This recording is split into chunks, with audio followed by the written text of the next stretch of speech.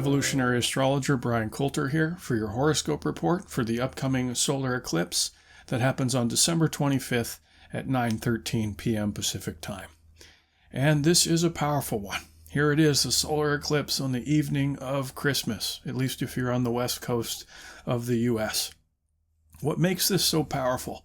It's a precursor or the opening act here at the end of 2019 for what's to come in the beginning of the new decade in 2020. Now, solar eclipses are what's called a new moon, where the sun and the moon are next to each other. It's a time of new beginnings. So here we are entering this time of new beginnings. Now, solar eclipses add a lot more juice to that. So powerful new beginnings, a new beginning, a new decade. And they're both in Capricorn. 2020 is very much the year of Capricorn. Now, Jupiter's also next to this solar eclipse, which is highly auspicious. Jupiter, the king of the gods, known as the greater benefic. It's about expansion and good fortune and wanting us to believe more in ourselves. Very positive that Jupiter is next to the solar eclipse as well. So this is the opening act to the main event of 2020. Actually, there are two main events for 2020. We have right at the beginning of January, we have Saturn and Pluto coming into an exact conjunction. They've been dancing in the sky together all of 2019, or most of it, and we've been feeling the energy of Saturn-Pluto. I'll describe what that means in a little bit here. But this is all crescendoing, where we're getting this exact conjunction at the beginning of January. And then that's one epochal event. And then at the end of 2020, we have the Saturn-Jupiter conjunction happening right at the beginning of Aquarius. And these two maximum events are serving as bookends, which should be a very momentous year, right at the beginning of the 2020s. Now, Saturn and Pluto coming together for the first time in Capricorn for the last 500 years, and then Saturn and Jupiter coming together at the beginning of Aquarius, starting this 200-year reign in the air family, the element of air. Saturn and Jupiter haven't entered for the first time in Aquarius for a long time, like 800 years. So, always with astrology, when you're looking at the planets where they are today, we have these wheels within wheels within wheels. And we have two massive wheels clicking together at opposite ends of the same year, serving as those bookends. Now, the Jupiter-Saturn happening at the end, in December 20th, 2020. Again, in Aquarius, I really feel this is cementing us into the Aquarian age. Now, astrologers have different opinions on when the Aquarian age started. I just observe reality to, get a feeling for when that happened. And I think it happened towards the beginning of the 20th century, because Aquarius, the age of Aquarius is about, on one level, we'll talk about the other level in a little bit, but it's about a major explosion in technology. Okay, it's very future thinking. So at the beginning of the 20th century, we started to have that massive explosion. We had our first flight. We went from their first flight to the moon in like 66 years. And now here we are in the age of information and technology. And I really think we're going to see a tremendous acceleration of our tech in the 2020s.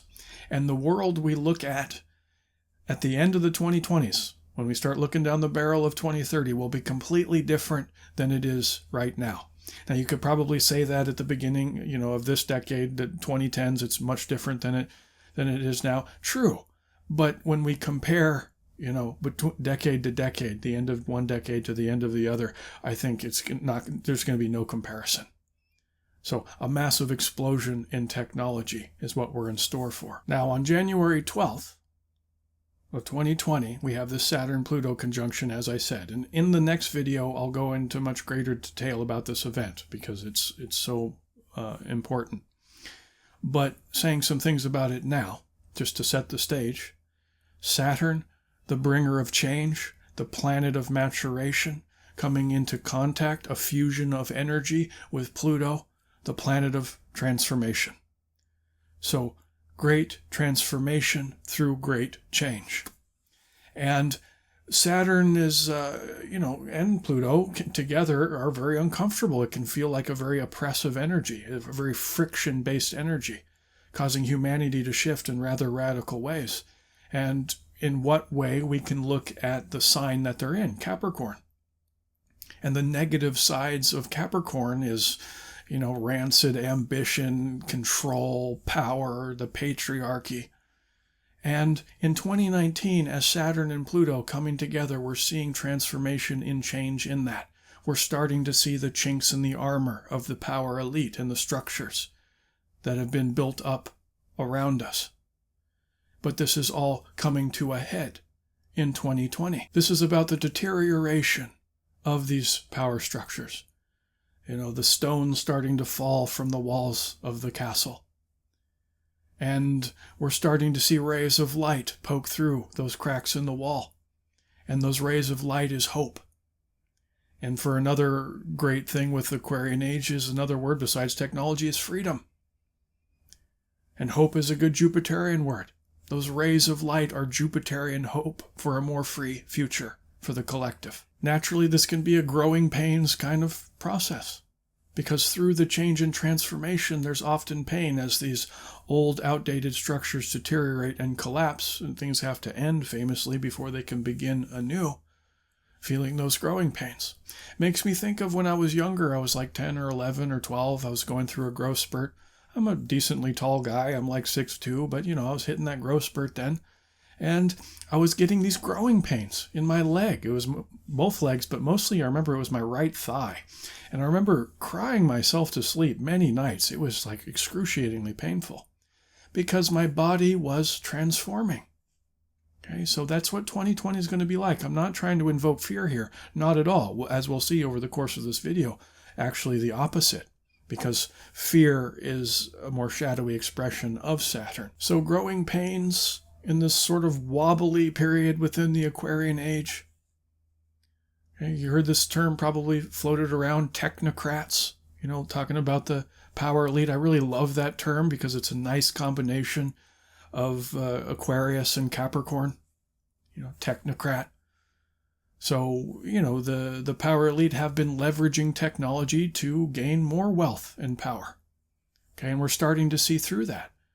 While the technocrats maximize their bottom line while minimizing the bottom dwellers. But Jupiter in the mix in Capricorn throughout 2020, wanting us to have more optimism and hope about the future that is forming around our very eyes.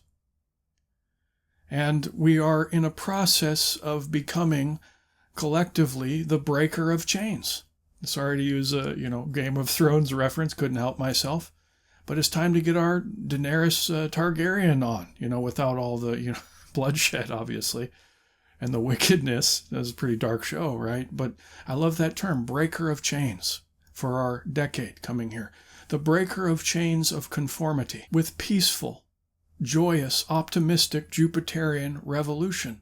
Not violence, obviously. I don't think there's going to be any of that. I'm very hopeful. Jupiter on this solar eclipse saying be optimistic. It's a very beneficial energy, auspicious, as I said. So it's not a violent revolution, okay? It's turn the other cheek, Jesus style, or getting our Gandhi on, That's much more the spirit of this.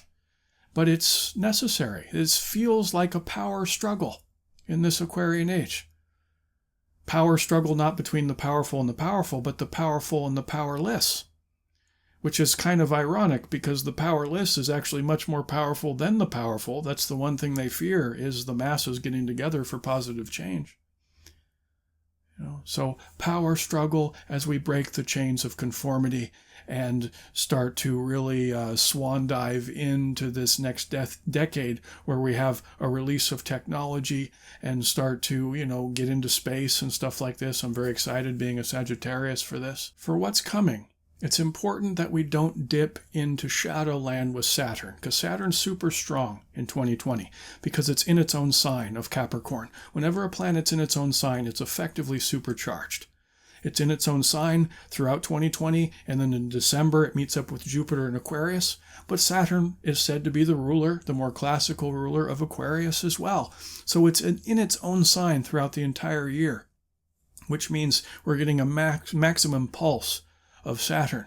So at all costs, we want to avoid the shadow side dynamic of Saturn, at least emotionally, which is fear, which is very low down on the scale of consciousness. So Saturn, the bringer of change, it's so good for us to embrace a kind of go with the flow energy and flow with it. Don't resist change. Don't brace for impact. That's like the worst thing we could do, Makes me think of another story, of me, just a couple years ago, actually, where I got into a really bad car accident. I was driving with my dad. He was driving, not me. I'm an impeccable driver. No, but anyways, we ended up spinning out, okay? And here we are doing 360s on the freeway, going 60 or 70 miles an hour. And time just seemed to slow down. You hear that a lot when you're in these, very traumatic experiences. It feels like the time-space continuum starts to warp. And that was the case for me. It was the first time I ever experienced it. It was pretty weird. But here I am in the passenger of this very small sardine can, which was my dad's Mazda Miata. And here we are 360ing. And my side, my door, is coming right towards the cement wall separating the two sides of the freeway.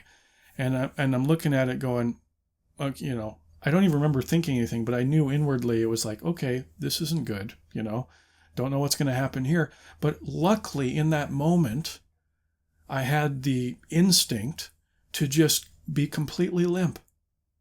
And you'll hear this with, drunk drivers who get in accidents. They get in horrific accidents, but it's pretty common that they come out unscathed because their body's so limp and relaxed because they're so intoxicated that sometimes they come out okay, even though the accident's pretty bad.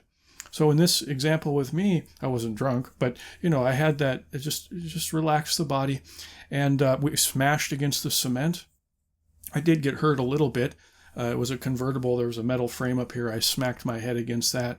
And was bleeding from the head, which is never a good thing. But I didn't get a concussion. It was just a flesh wound.